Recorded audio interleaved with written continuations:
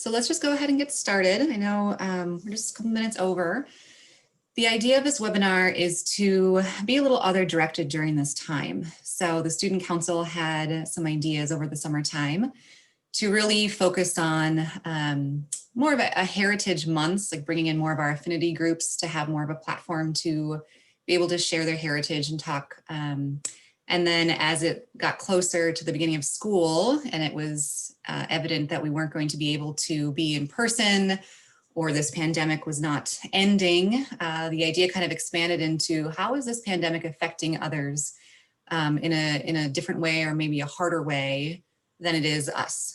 Chances to be other directed has kind of been my mantra. So we had a panel about a month ago to focus on migrant workers and the pandemic. So now we are moving on to our senior class to focus on incarceration. How is this pandemic affecting people who are in prison?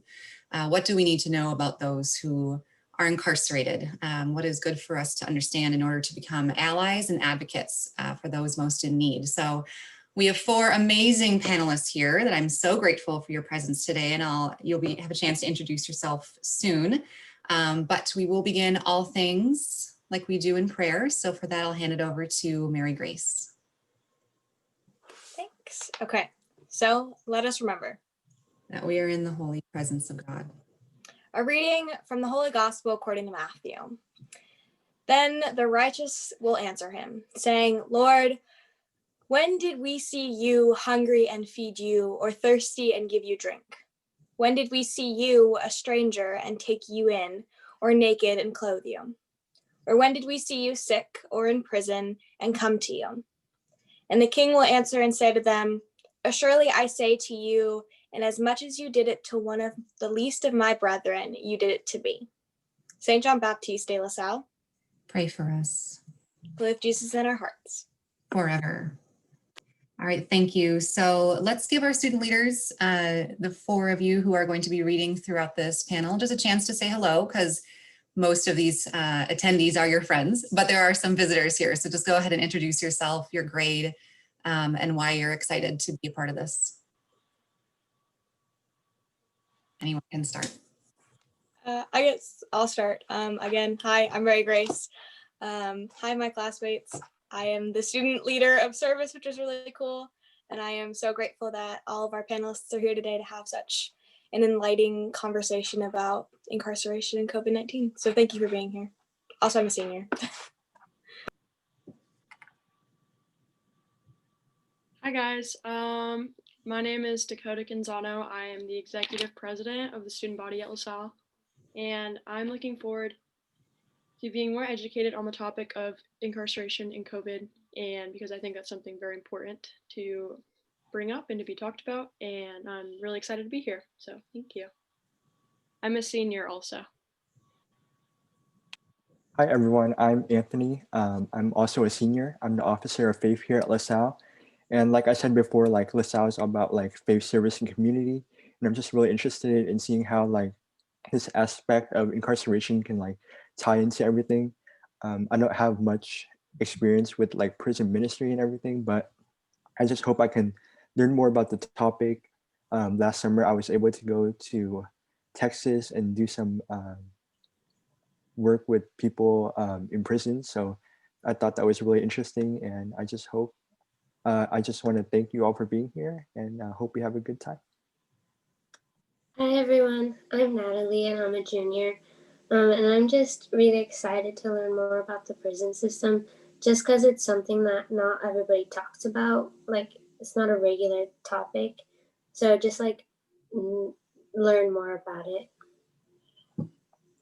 Thank you. Thank you to our student leaders who are here. And before I forget, so we will probably chat for, I'm guessing, about 40 minutes or so, and then have time to open it up to any other questions. So for those who are attendees, you can either raise your hand and I can click on you to allow you to speak, or you can just type it into the Q&A and it goes right to all of us panelists, so we can read those at the end.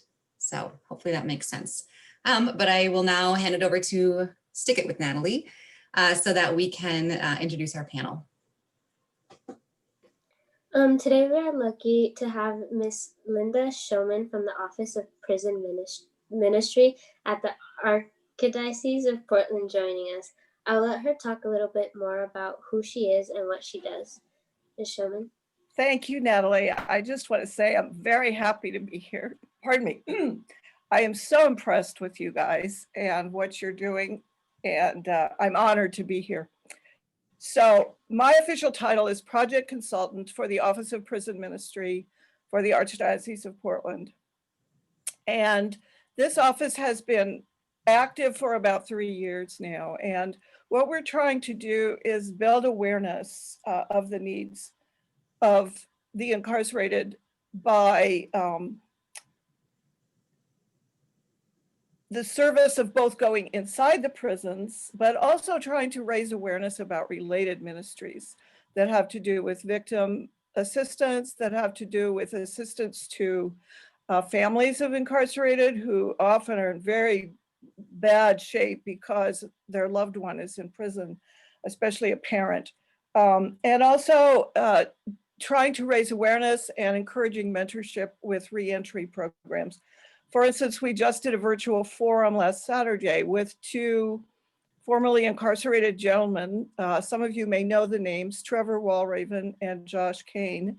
And then someone, a representative from Sponsors Inc. in Eugene, which is a really fine reentry program. And so we did a forum with them. And I can make that recording available to you if you're interested, Sarah. Mm-hmm. It's on our website and it's available. I said yes to doing this because there is so much need for awareness. As one of you mentioned just now, it's not a topic people talk about.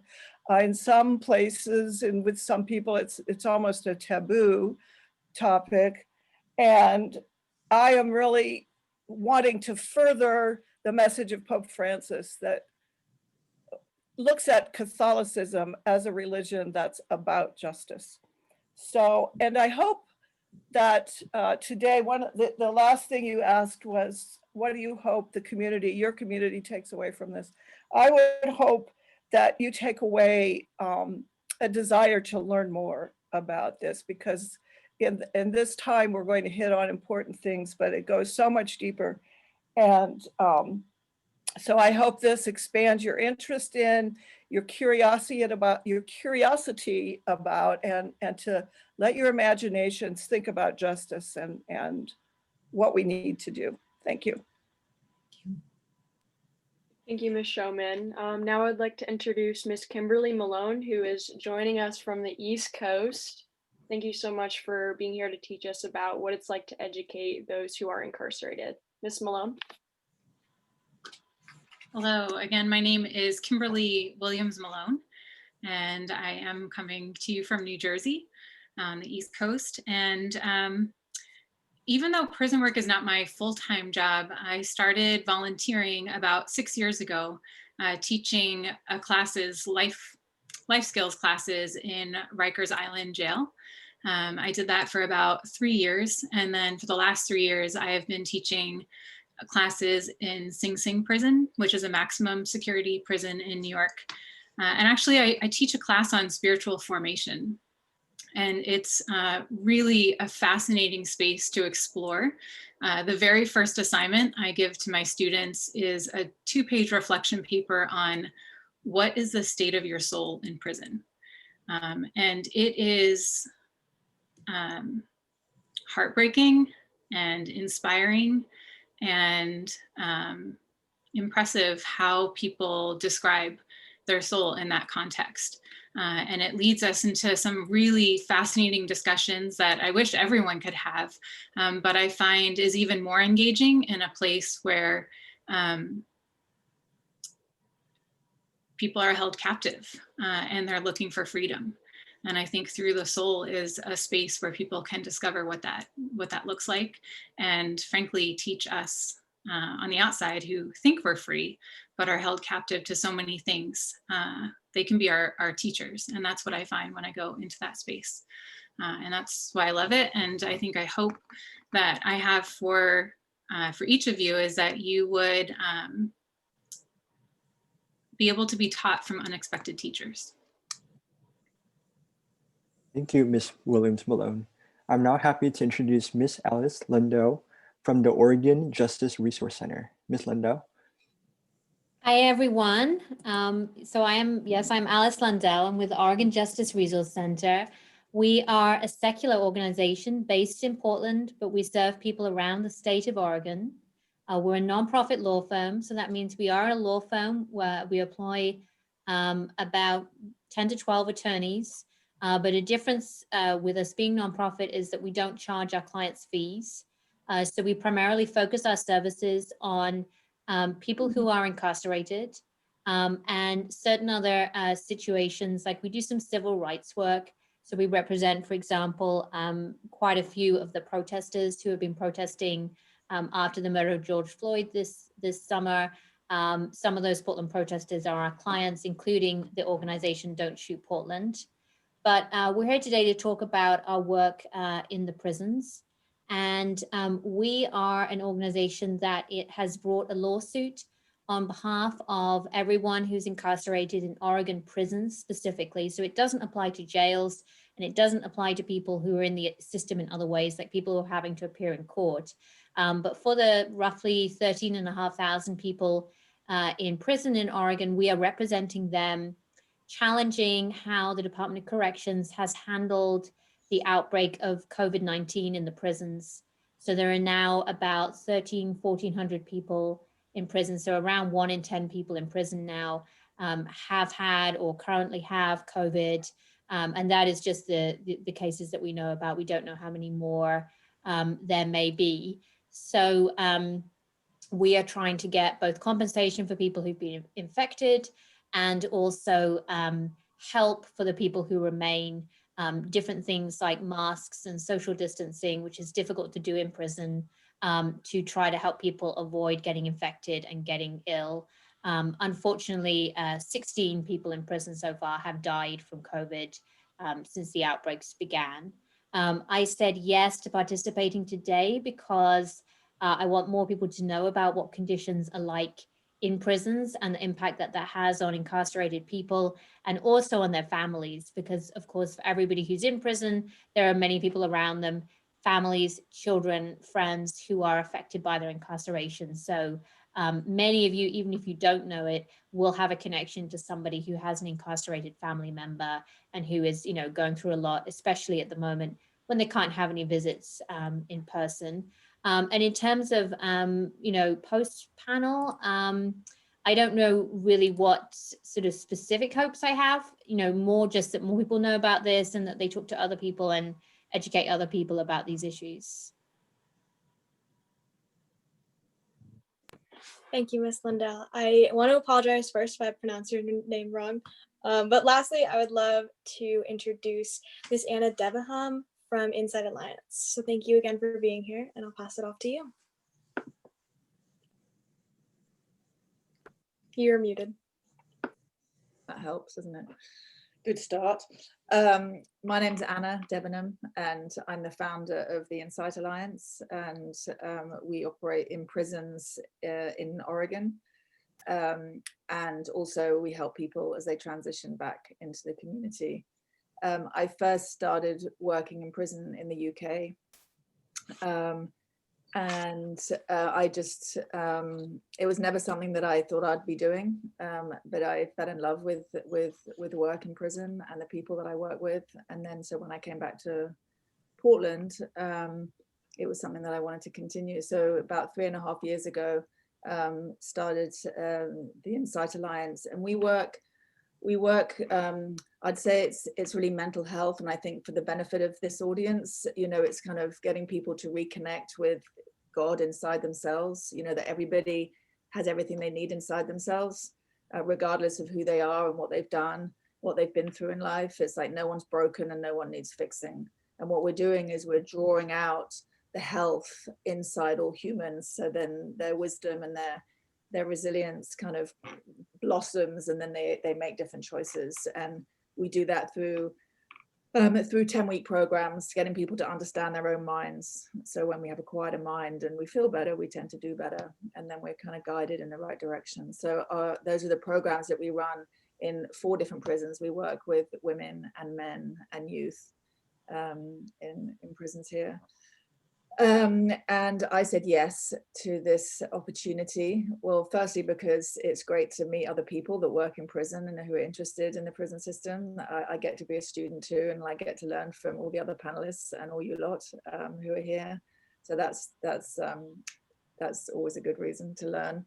And also for you all to learn, you know, to gain more awareness about the, you know, mass incarceration in this country. It's one of the biggest problems we have in this country. And I think the more we know about it and the more we understand just the situation and who are the people that are behind bars, you know, humanizing the population, that they're human beings. They did bad things, but they're not bad people. And I think the more we see people as human, we can have more understanding for who people are, and we reach out more to help our fellow humans.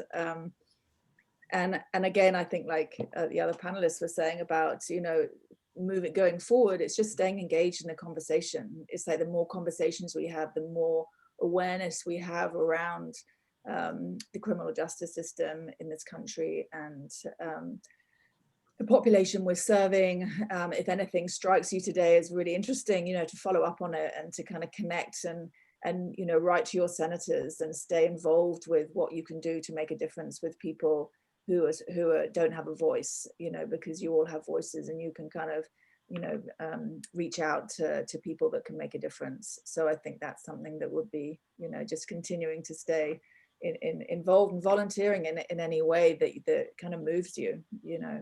So that's what I hope. So it's good to be here. Thank you. Sorry, I just got kicked out, but I'm back. I want to thank you all for your introductions and just for you guys being here today and taking time to just dedicate your time to the students and to really talk to us about this.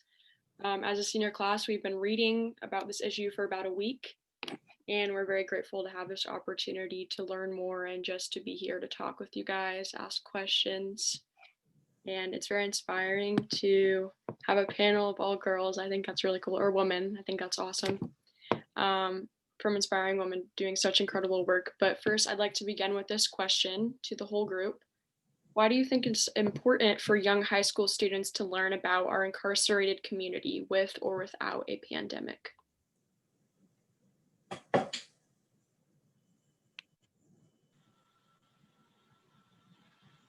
I don't know if you wanted us to keep going in the same order or not. Whatever you are called, however you, just fine. Well, I'm really intrigued for young people to learn more, especially in the Catholic school setting, for two reasons. One, and Anna touched on this, of the goodness of every human being. And in our faith, we express that as everyone being made in the image and likeness of God. And we need to remember that even though people have done bad things, and sometimes very bad things, they are still a child of God and made in the image and likeness of God, and retain that human dignity. The bishops wrote a statement about 20 years ago having to do with crime and criminal justice, in which they say, we do not earn our dignity by our good behavior. We are innately good and have dignity. So that's one thing that I hope your program focuses on as you work through these issues about justice. The other piece is that we are community, and whether someone is in prison or out of prison, they are still a member of our community. And the process of justice ought to involve, and I'm very involved in restorative justice, so I'm coming from a restorative justice position on this, that real justice means working toward restoration of the entire community. And when someone is harmed, they are a part of the whole, or ought to be a part of the whole system of justice. The community is not healed until everyone is healed. The community is not restored until everyone is restored. And sadly, our criminal justice system is, for the most part, not working that way. In fact, it works quite against that, furthering harm to victims. So from that perspective, that's something that restorative justice is blossoming, yes, but I wonder if there isn't more that could be brought to the attention of you, the youth in high school. So I'm happy to be here to mention that if it hasn't been mentioned. Just to pick up on what Linda said about dignity and dignity being innate to people, there is a famous quote about how to really understand the state of a society, you have to look at how things are in the prisons, because it's within the prison system. Once people have done things that allow society collectively to say, you know, these people no longer merit certain rights, they no longer have certain benefits that we typically give to the community, members of the community. Now we can treat them differently. We can take away rights. One of the things that we emphasize in the work we do regarding the civil rights of people in prison is to say that the punishment is the taking away of liberty, right? That is what prison is there to do, is to remove liberty as a punishment to keep people safe in the community and also the individuals themselves. It is not to remove other rights necessarily. So there is a long-standing problem in prisons in Oregon and across the country of numerous different ways in which people's rights can be infringed, people's dignity can be undermined. We're seeing this with COVID, but we saw this long before COVID. COVID really is a kind of a continuation of the problem rather than something new and different in terms of how the kinds of things that people are being subjected to. So I think that it's, you know, it's very relevant to consider, especially as you go towards adulthood and become adult members of the community, the things that are being done in your name to people who are still part of the community, regardless of whether they are inside prisons or outside prisons. I'll continue on from what you were saying. I think, you know, as we're looking at the populations in prison and we're looking about our systems that don't work particularly well, that bring people to prison, that whether it's, you know, support for community and foster care and trauma and mental health and things that failed, systems that failed, that then lead people directly to prison because they're not being taken care of. So it's not just the criminal justice system that we're looking at. We're just looking at a whole system that supports communities of people that allow them to thrive no matter what.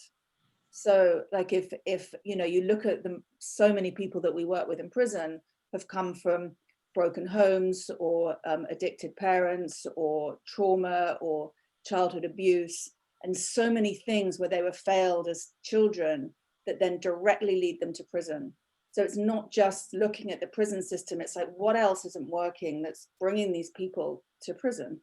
You know, and I think that understanding how the whole system works, and that it's not just we need to work, we definitely need to change the prison system, but we also need to look at why weren't these people given what they needed before they ended up in prison, that there wasn't the support in the community, there wasn't the wraparound help that poor, you know, communities and communities of color primarily who end up in prison, but all sorts of people who are just disenfranchised and then treated, you know, poorly, and they're just humans that may not have had the same you know, luck or circumstances that we had that keep us out of prison.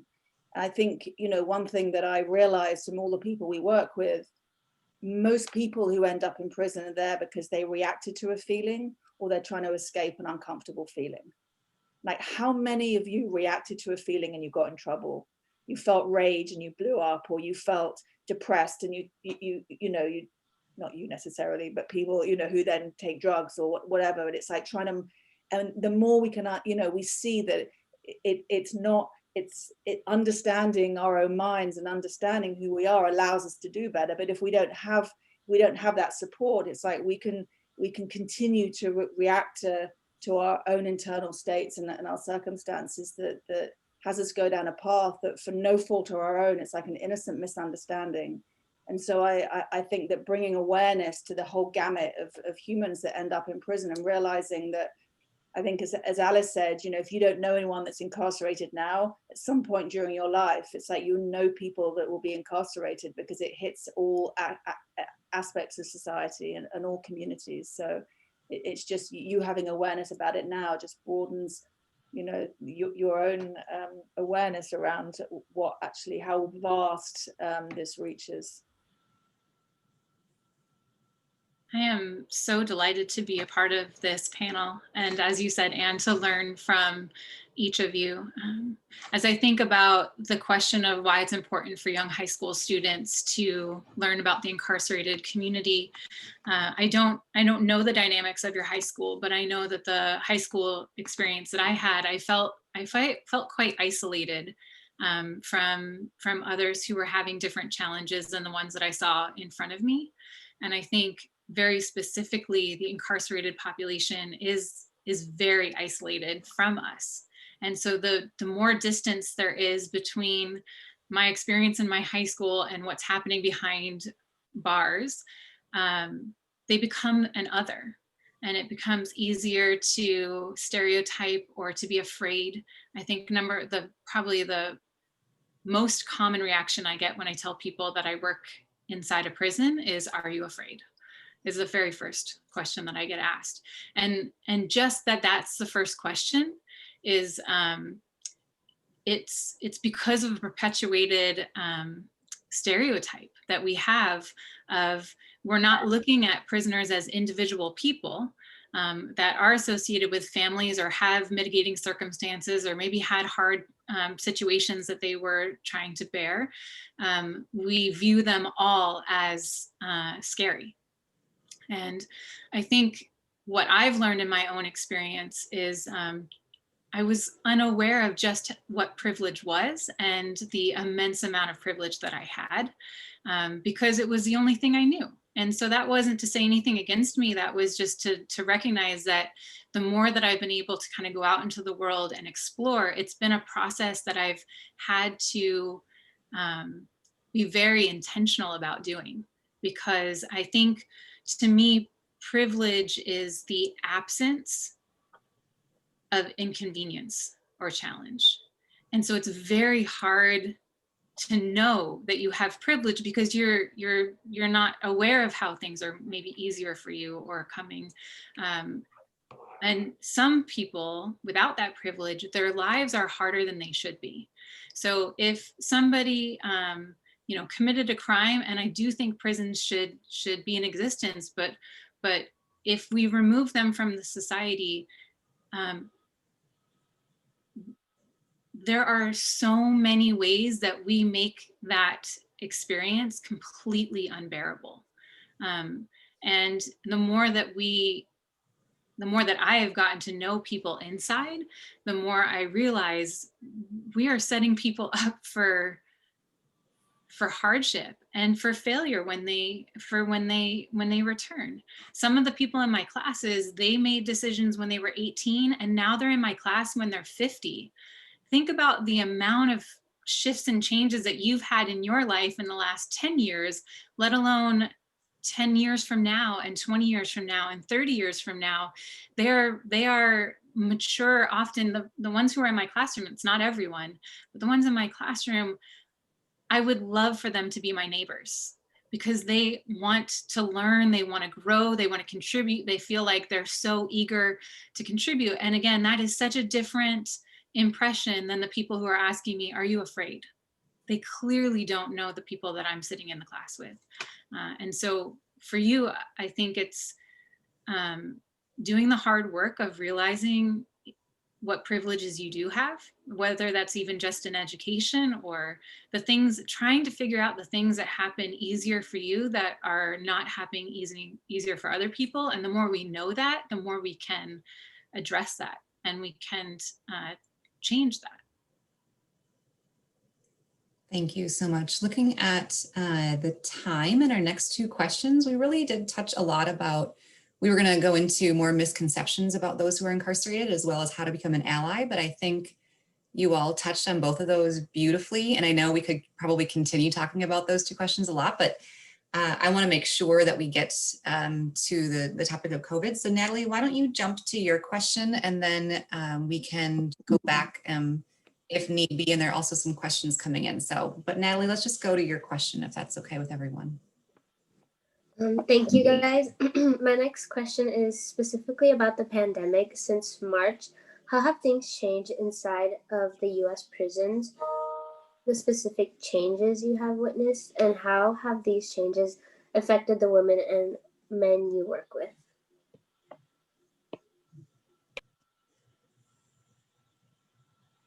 So I can maybe speak to this because we've talked to a lot of people around Oregon as part of our lawsuit, the class action lawsuit that we're bringing over the handling of COVID. One of the biggest changes has been that in mid-March, the Department of Corrections shut down in-person visiting across all of the prisons. This is something that's happened in a lot of prison systems around the country. And of course, it's designed to protect people in the prisons and people coming into the prisons from disease. But what that means now is that it is about 8 months since anyone incarcerated in Oregon has seen any of their family or friends in person, which means the only communications routes are phone calls, or there's also a text messaging system that they can use, kind of an email system. They pay for every single one of those messages or calls, and they pay quite a lot of money for them. And typically people in prison in Oregon earn, anything up to about $80 a month. And yes, you heard that right. That's $80 a month for a full-time job. People in prison can be paid at extremely low rates, well below minimum wage under the law. We do not have any private prisons in Oregon. We only have state-run prisons, but that is still the case that the wages are very, very low, and people pay relatively a lot of money for any kind of commissary items like food or clothing or toiletries or things like communication. So a big burden on people is they haven't seen their family. Many family members who might typically send them money are not able to do that at this time because they themselves are feeling the effects of job losses or reduced working hours because of COVID. So a lot of people are very isolated, even more so than they typically would be. And they are all worried about catching this disease. Prison environments are where people frequently sleep 2-3 feet apart on bunks in large dorms, or if you are in a cell, you'll almost certainly in Oregon be in a cell with somebody else. So you'll be sleeping a couple of feet apart, you'll be going and eating in a large group of people, you'll be going to the showers in a group, you'll be going off to work in a group. You basically pretty much are never alone. So you're constantly very close to other people, which of course is the exact opposite of what you would want to be doing to try to avoid contracting COVID. And also the average kind of health of people in prison tends to be poorer. There's higher rates of respiratory conditions, heart disease, diabetes, things that make people more vulnerable. So this is a population that is really very, very vulnerable to COVID. A lot of fear, a lot of anxiety around contracting COVID or seeing people around you getting it and getting really sick. And at the same time, no family visits. A lot of programs and services that typically people have that are sustaining them, including things like therapy and help with trauma that they've experienced, shut down or limited because of people not being able to come in and provide those services, and not all of them can be done online. So it's been really a traumatic period for people. Many, many people that we've spoken to have been having a really, really hard time this year. Unfortunately, that is what I would say. It's been a very, very tough year for people in prison. I think you did a really good job of describing everything that's going on. I think just continuing from that, we've had a lot of letters from people who were participants and people in prison who are kind of, because of the lockdown situation, are also in their cells locked down for 23 hours a day. And that's being in a space smaller than your bathroom with nothing to do for 23 hours a day. And some people, are sick and aren't getting the care that they need. And, also people who think that they may be sick don't want to say so, because if they are sick, they get put in solitary confinement because it's a place of keeping people away from other people. And so it's not an incentive tell anyone you're sick. So then it doesn't help the whole situation. I think for us, you know, we're starting to work more with people as they get out, because the services that people were getting when they get out, it's like they can't get their driving license because they can't go to the DMV, or they can't get their food stamps because they can't access the services that they were accessing when they're getting out of prison to help support them. You know, there's many people that end up kind of homeless, and because their families are far away, or they haven't got the support that they need, and they haven't got the services that were in place are kind of not as accessible. So I think that's something that also has been really challenging. And I think there's one thing too about people not having in-person visits, which really affects the people in prison.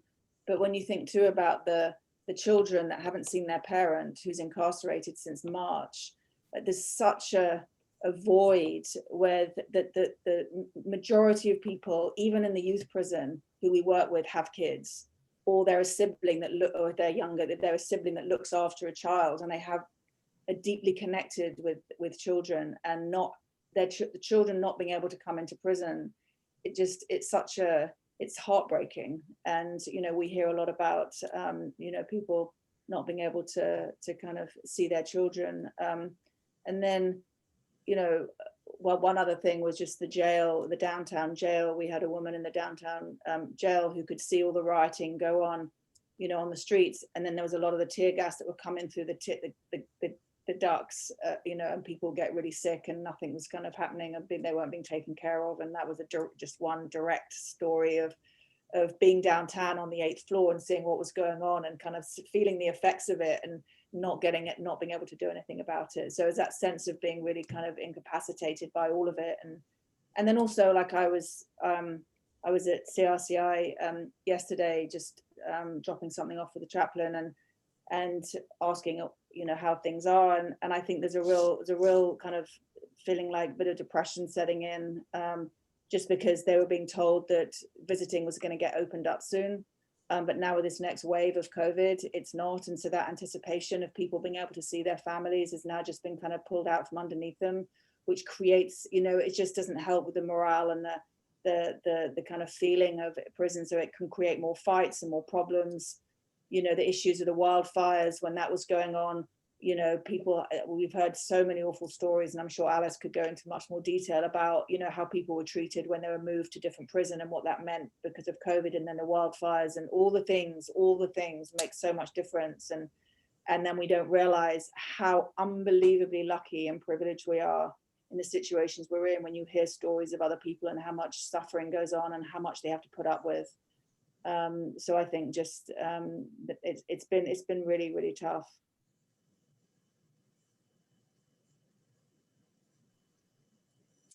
Linda, you're muted if you're speaking.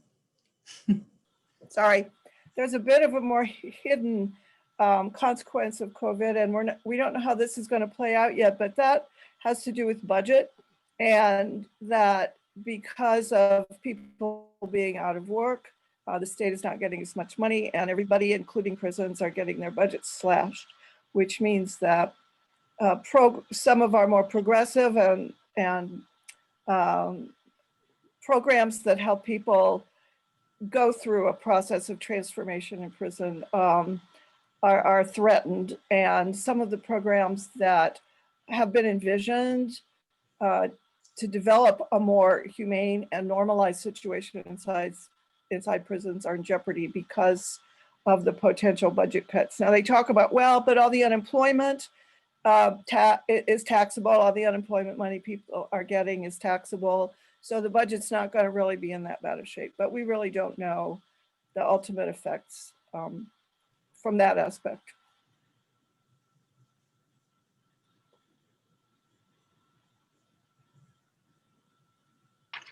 I would just echo isolation. In addition to the families, all the programs. And I think what I've learned is that there are some prisons and jails that really don't have very much programming at all. And then there's other prisons that have a lot of programming, like San Quentin or Sing Sing, maybe because they're near major metropolitan areas, but all of that has been shut down. And one of the things that we've been trying to navigate is for a while, there was no one even in the offices. There's a lot of people who are furloughed, so we couldn't even find people inside to talk to even get a sense of what's happening. And at this point, we're not going back anytime soon. And so we've been trying to translate our educational program. I volunteer for an organization called Rising Hope. And we're trying to translate classes into correspondence classes. And so it's clunky, but we're doing our best to figure out how to offer those materials and receive those assignments and grade them. And so that's what we've been navigating. Thank you. Our next question was actually about our Catholic and Lasallian heritage, as far as turning this kind of faith into action. But I also feel like you all touched on that beautifully. And again, it's something we could continue talking about, but as I see the questions come in, I want to make sure we get to those as well. So Natalie, why don't you just ask the next question as we move into what everyone is doing about the pandemic? Thank you. Thank you. This question is about taking action. What have your organizations done specifically during this time for those incarcerated? Well, we've been able to continue our programs with the youth via Zoom.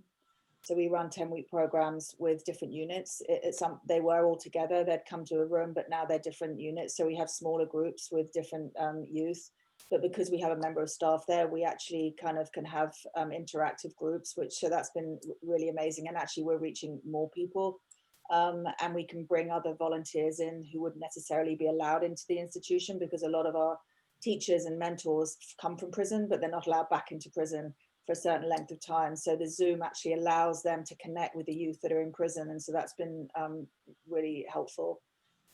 We also, since March, started with our newsletters. So we send in every 2 weeks newsletters, which are kind of a lot of positive information, a lot of this things along the lines of what we teach, but also we get contributions of art and poetry and writings from people from prison, and then so we add in the contributions, and then they get circulated to like 4 different prisons. So we're doing that on an ongoing basis. Contributions are always welcome, so we can talk about that later, but you can always add in things that you'd like to share with people in prison. And also we're on the prison TV networks. Depending on which prison we're in, we're doing webinars, and we're on the prison TV network with interviews with the people that we work with. But also we're just setting up our 10-week program as a recorded program, which then the mentors that we have in the prisons are going to help kind of facilitate the groups. And so we're just now starting to get our 10-week programs kind of up and running through, through kind of groups that will then sign up and work, with the mentors that we have trained in the different prisons. And so we're able to continue what we're doing in different ways. And also we've expanded our work on the outside to really help support people when they get out, looking for work and with housing and education and stipends and things that they need to kind of get themselves kind of on their feet and get going. So we're able, luckily, to still kind of support the people that we work with.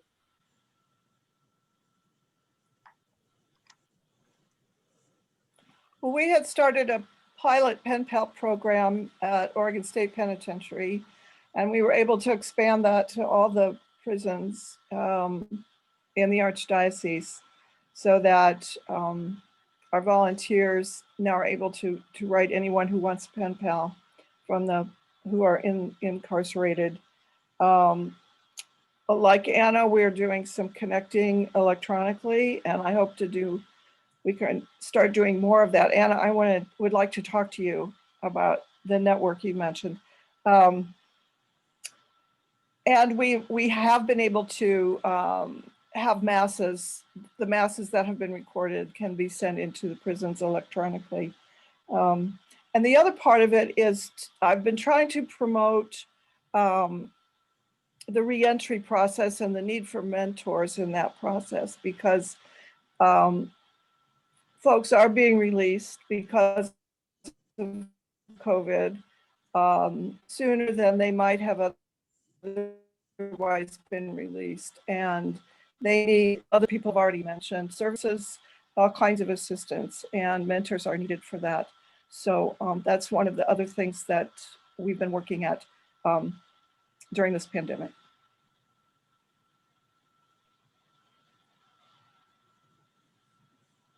All right, I'm going to move on to the next question unless anyone has anything else to add. All right, so lastly, before we open it up to anyone else with a question, I know we have about 11 questions here. We are hoping to practice our allyship and advocacy work after this conversation. Therefore, is there anything your organization specifically need at this time? We are happy to run a donation drive at school or do a fundraiser or anything else that you could think of that would be helpful at this time. I guess the main question, sorry if I was kind of stumbling on my words, but main question is there anything your organization specifically need at this time?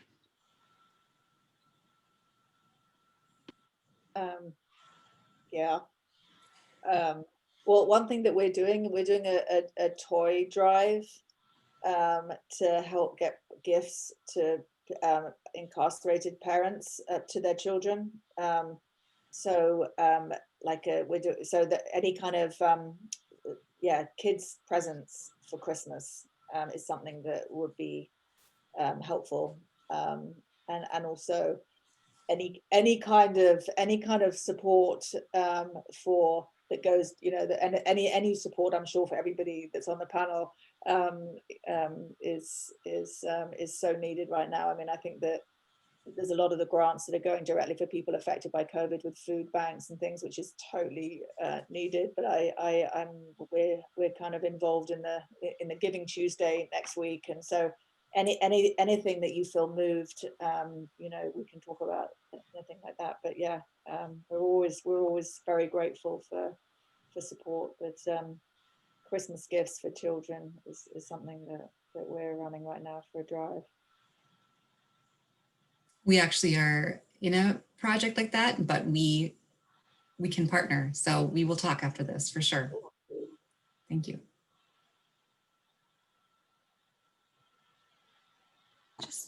Just research and find the things that move you.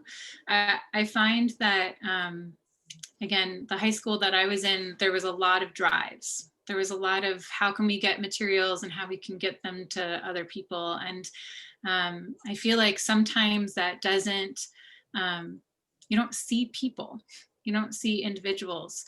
And so anything that can get you more proximate to the people that you want to help, I think would be really helpful. So there's so many amazing organizations out there. I feel like the world, and especially our country, is in a really unique place in a time where we are so divided on so many things.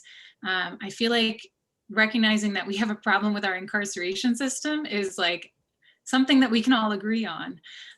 How to go about it and what to do is way more challenging. But there are, I mean, if you are moved by young people who have their parents who are incarcerated, there's projects like Project Avery is one that for years they've been supporting. They actually mentor young people when they're about 8 or 9 years old and they commit to them for 10 years. They say, we are going to be your family really for 10 years. And they have summer camps and they, do activities because they know their family is not around to be able to do that. And so to look, some other resources, I was throwing them on the chat too, but one that's been really helpful to me is a podcast called Ear Hustle.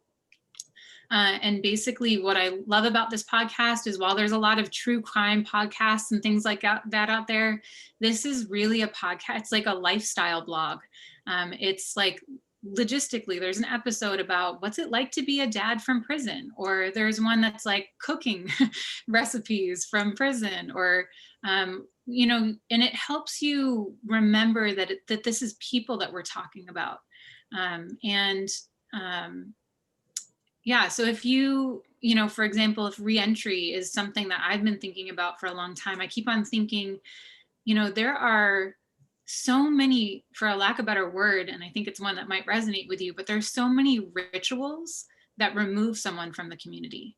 I mean, there's rituals, whether that is going before a judge, whether that's getting onto a bus that takes you to the prison, whether that's the first time that the door closes behind you. There's all these moments that a person can look back on and say, wow, I am no longer able to be a part of community. And sometimes I've talked to some of the inmates and they'd say, none of those things convinced me. I kept on thinking, this is not real. This is not real. This is not happening. This is going to change. Someone's going to come rescue me.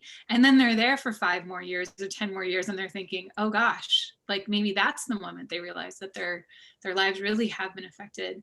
And I can't think of too many rituals of return. You know, there's all these rituals that communicate to you, you are no longer able to be a part of the community. But what are rituals that we can create that welcome someone back, that say, now you're back, now you are a part of the community? And I don't see communities thinking together on how we can, actually, I shouldn't say I don't have any examples. There's a really cool program out in Hawaii where they have like a community celebration after you finish your parole. And there's a group out there that's been doing that. So if you're interested in any aspect, look around and find out what other people are doing and collaborate and support and solve the problems if no one else is. Thank you, Kimberly. So I know we have a lot of questions here and we have a good 10 minutes and I know I want to be sensitive of everyone's time here. But my panelists can see these questions too, I believe. Is that right? Yes. Okay. So this was written pretty early on, talking about dignity. What about criminals like pedophiles, serial murderers, and rapists? That's a question that was added. So I will take that question. I'll be brave. So this is a question that often comes up, right? Are there things that people can do that kind of put them beyond the community, beyond the rest of us, right? Can you commit an act that is so horrendous that you are now, you can be kind of outcast now, right? We don't have to think about you anymore because you've basically forfeit, some people would say even forfeit the right to live. And there are people under death sentences in the state of Oregon right now, although we don't have any executions happening. So I've sat in rooms where every single person in the room, with the exception of me and my coworker, have murdered at least one person. Some of them have murdered multiple people. In the case of the people we work with who've committed crimes like that, many of them did that a very long time ago now, 20 or 30 years or more. They did it when they were very young, when they were a similar age to you. And many of them have undergone years of rehabilitation and transformation, and they are now people who have only the deepest possible regret for what they did, and they are trying every day, even from the place that they're at in prison, where they have not a lot of control over their lives, to do what they can to be restorative, to be healing, and to be trying to live a life that at least is not causing further harm, and hopefully is doing something positive in the community that they are inside. That doesn't mean that we have to forget about what they did, or that somehow that erases the level of harm they've caused. The tragedy of a crime like murder, of course, is that you can never bring back the person that's gone. It doesn't matter what you do with the rest of your life. That terrible harm that you did is always there. But the idea, I think, that somebody can do something so horrific that they kind of forfeit our consideration or our concern or our compassion going forward, just does not reflect the experience that I have had in prisons with people who have done things like that. Because many people over time can change, do change, can learn when they are removed from what are typically pretty horrendous circumstances that they were in when they carried out those crimes.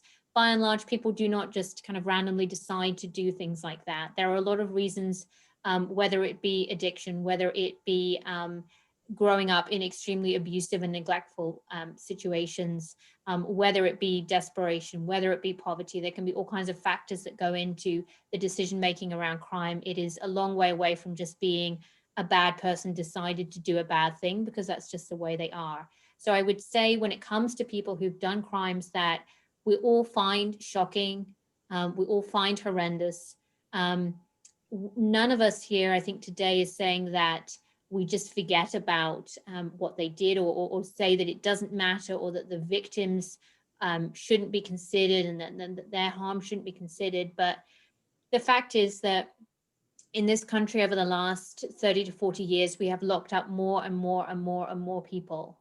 That has not, somehow made us safe. We have not solved crime by locking up, more and more people. We aren't going to eventually solve crime by locking up everybody, right?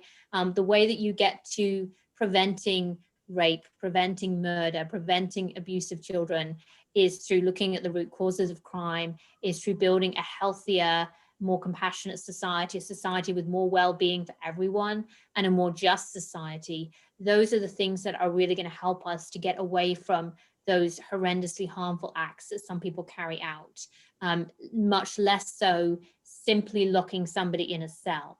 The final thing I'd say about just locking people up is they may not be out in the community with the rest of us, but they are in prison with other people. So it's not as though when you lock somebody up that you are completely removing them from the possibility of doing further harm to other people if you don't help them. They're still having contact with both staff and other inmates in the prison. So they still need to have help for healing, not only for their own sake, but also for people around them.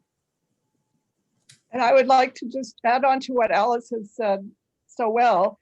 And from the faith perspective is that no one is beyond redemption.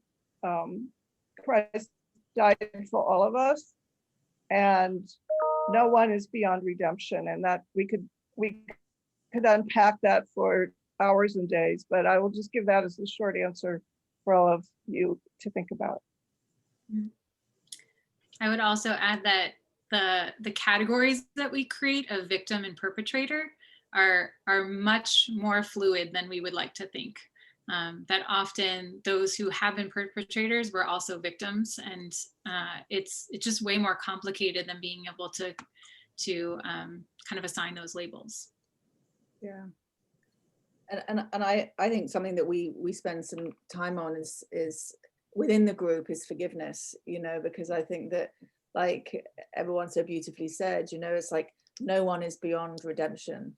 Like we're not the worst thing we ever did, and the things that lead us up to doing terrible things, like it's not our soul is still intact, and our ability to forgive and see beyond that, and see that people change and people heal and people transform, no matter who you are, no matter what you've done, is that people, you want to be forgiven for the things that you've done, and people, it's like we need to forgive ourselves. And just that whole sitting in that even if it feels really hard to think I could never forgive someone that did that, it's like even being open to that and seeing that the wide gamut of what led someone to that situation, like so many, especially with pedophiles and abuse, is like they were abused and go on to abuse. It's like 90-something%. And so it's that, how do we break that cycle of like what feels like, my well-being comes from me doing something out here, or my okayness comes from if I do this out here. And there's just that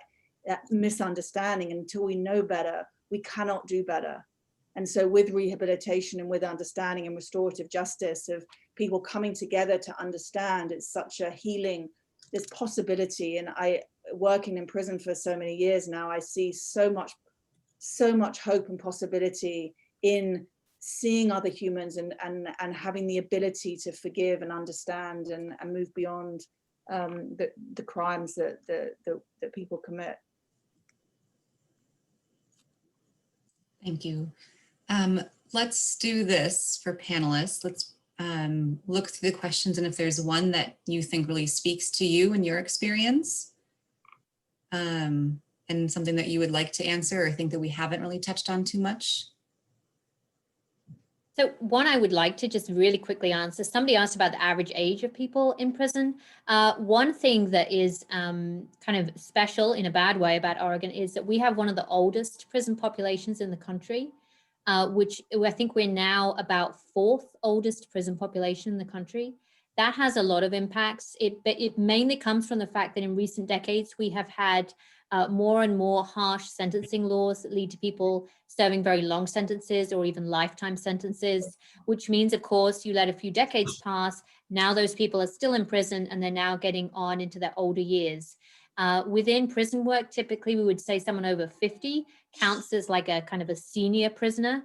And the reason why it's only 50, which we, I realize from your perspective, students, 50 sounds very old. It doesn't sound so old now, I'm nearly 40, but in the prison system, over 50 is old because the physical and mental effects of imprisonment are so kind of severe. The healthcare is often not great. The stress people are under is pretty constant. The food is not great. Many people have pre-existing health problems that mean that they're not in great shape. And it is actually a real concern in Oregon that we're going into a period where we're going to have an older prison population with a lot more healthcare needs. We have a very stretched prison budget, which already, even before the pandemic, was kind of over budget and needed to make cuts. And paying for healthcare for some people who are going to need really expensive care is going to be a problem. So a concern as an advocate is the care going to be there for people who need it? As our prisoners are getting older and more people have these complex health needs, and are these needs going to be met, or are people going to be left to kind of endure and suffer conditions and not get treatments that they need? There's a couple of ones here. Recommend any movies or TV shows that educate about the incarcerated population? I'd say that the documentary 13th is a good one. It talks about mass incarceration and how we got to where we are now. I think it's a really, it's not an easy watch, but it's a good one. Incarcerated people who want pen pal to someone in prison, I'll take that on. I know there's people that we work with that would be totally into pen pals and work, and I can take that. I can look and see if there's more that's set up, and then you can contact me and I'll see about how that would work if anyone is interested. I would like to mention about the pen pal. We do have an active pen pal program through the Archdiocese.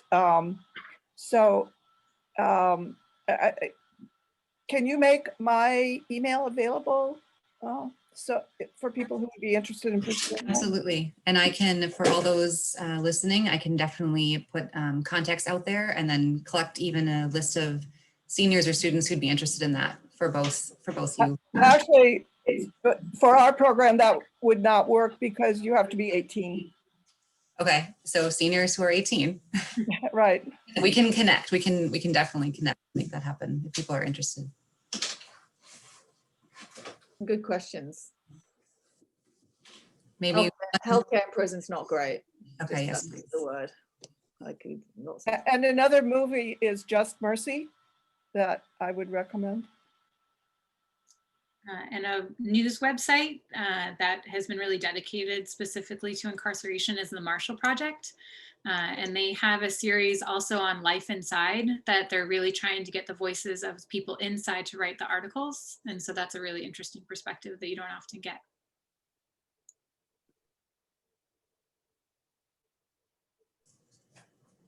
Thank you so much. Is there one more, like maybe raise your hand if you have one more that we didn't quite get to and you really wanted to hear it, or if my panelists have one more thing that they think we need to touch on. I know this is so much information and we could probably have this conversation forever, but I so appreciate what has been said in this last hour. So yeah, one, if there is something, looking for hands or anything from our, as children start to join screens.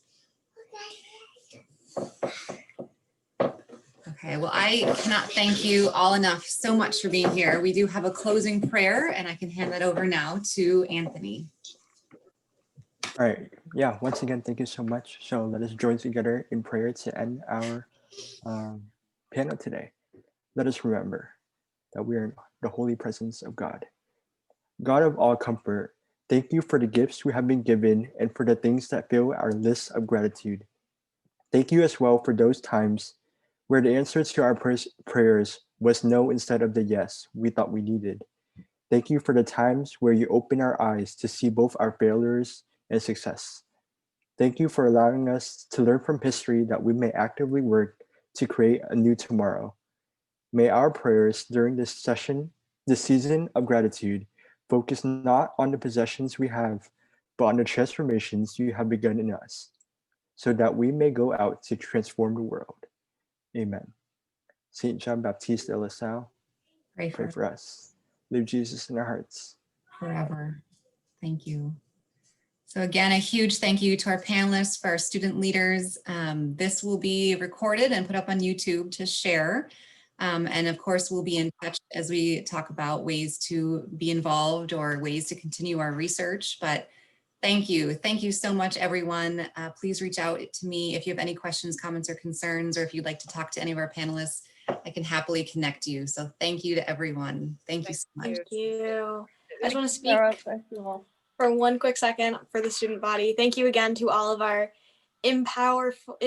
wonderful, incredible, powerful women here today. So thank you so much for coming and giving this conversation today and coming on this panel. So thank you. Thank you. Thank you. Thank you very much.